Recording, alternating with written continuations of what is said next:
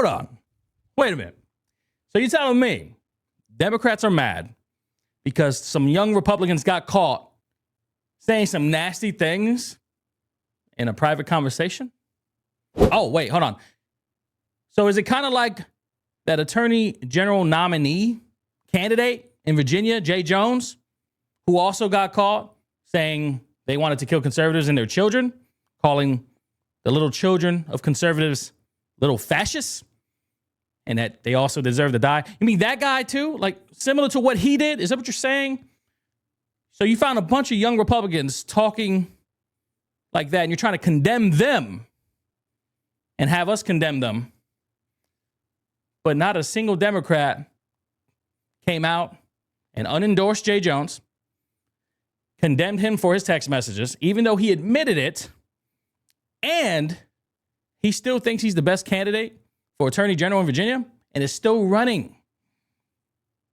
The hypocrisy of the Democrats never ceases to amaze me. See, and I knew this was going to happen, right? And this is why when somebody on your side of the fence steps out of line, Democrats, you should have condemned them right away. Jay Jones, or quite literally any of the psychopaths on your side of the fence that constantly spew inflammatory rhetoric, to include the likes of AOC, Jasmine Crockett, Ilhan Omar, Schumer, the list goes on. To not condemn your own and then actually try to turn around, moral grandstand, and virtue signal to the rest of the country that, oh, look at these young Republicans. Look at the horrible things they're saying. Terrible. How dare you? That's funny to me. It's funny because when your side does it, it's not a peep. Silence. In fact, I would argue that silence is complicit. You're complicit in that rhetoric. You're complicit in that message. You actually secretly support the message of Jay Jones. But then you're going to sit here and you're going to try to moral grandstand when you have no leverage. You gave up your leverage when you didn't hold your own accountable for their own rhetoric. So let's go ahead and review some of these things that were said by some of these young Republicans, which I'm sure, by the way, are some bad things. And I'm not going to deny that. But this video isn't about that. This video is about the double standards and the hypocrisy of the left. All right, so we have here Politico. Here's the article.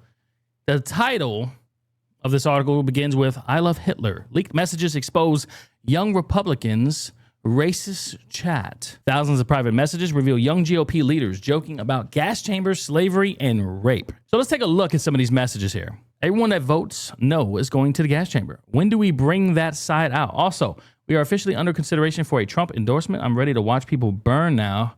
Great. I love Hitler. Are you going to do whatever it takes? You're giving nationals too much credit and expecting the Jew to be honest. If we ever had a leak of this chat, we would be cooked for real, for real. When do we start bullying, dude? Boom, they're dead. Kick the B. And everyone that endorsed but then votes for us is going to the gas chamber. They love the watermelon people. Yeah. So a lot of these things, as you can see, it's not good. Not good at all. It's bad. Let me add that if you haven't noticed, a lot of conservative leaders are condemning this. They're saying this isn't good. While they're condemning this, they're also acknowledging that, oh, by the way, Democrats, don't get too excited.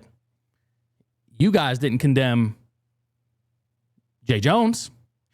You didn't condemn when people celebrated Charlie Kirk's murder en masse. You know what? And I'll say that there might have been maybe a couple, like Fetterman. He's a good Democrat.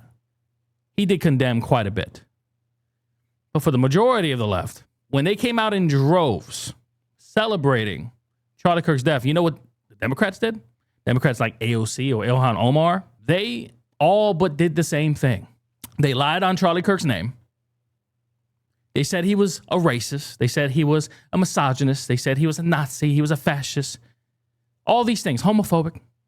All lies, by the way. If you actually want to do your own research and dig deeper, you would find that out yourself. But unfortunately, most people were just fine, I guess, with just listening to their leaders and reading the latest headline or watching the latest out of context clip and just taking it for fact. And then we have this situation here. So the Democrats in the last 30 days haven't condemned nearly anything that has come out of the left, haven't held any of their own accountable in the slightest. And they have the nerve to make a big deal about this all of a sudden? No. You don't get to do that no more, Democrats. See, that's why you got to have something called integrity. Let's talk about integrity for a minute. So what is integrity? It's doing the right thing even when no one's looking. Behind the scenes. The honorable thing. Even when it's hard. You don't see that a lot on the left nowadays, do you? If the Democrats had any sense of integrity, they would have held themselves accountable with the aftermath of what happened with Charlie Kirk's death. They would have held themselves accountable when Jimmy Kimmel went on TV and lied to the American people about who the killer really was or what side he was on. He was pushing propaganda. He was lying. If the Democrats had any integrity, they'd acknowledge that the Biden administration was the biggest push towards fascism we ever had. Forcing private companies to censor people they didn't agree with, deplatform them entirely. People lost their careers overnight because Biden said so. And I guess that gave him the right to violate the Constitution? No. It's not how that works. And then we have the situation at hand right now with these private leaked messages. So where do we go from here? Because I'm scrolling up and down X, and all I'm seeing is the Democrats losing their minds and just, I guess, ignoring their own side of the problem. And then you have J.D. Vance, who said this. That's going to be my president for 2028. He has my vote.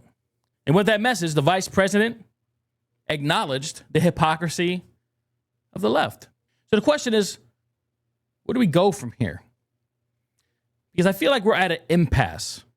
I've been spending the last 30 days trying to make connections with the left, with people on the left, trying to have debates and conversations where maybe they could educate me, but in addition, I could educate them and open their eyes to some things that they might have been blind to. But what I've come to realize is 9 out of 10 of these liberals, these Democrats that I engage with, 1, they don't engage in good faith. 2, they don't want to acknowledge the facts and the evidence, only the evidence that, they approve of. But anything else, they don't want to acknowledge it. And then when you put too much factual information in front of them that they can no longer argue, they tend to start calling me names.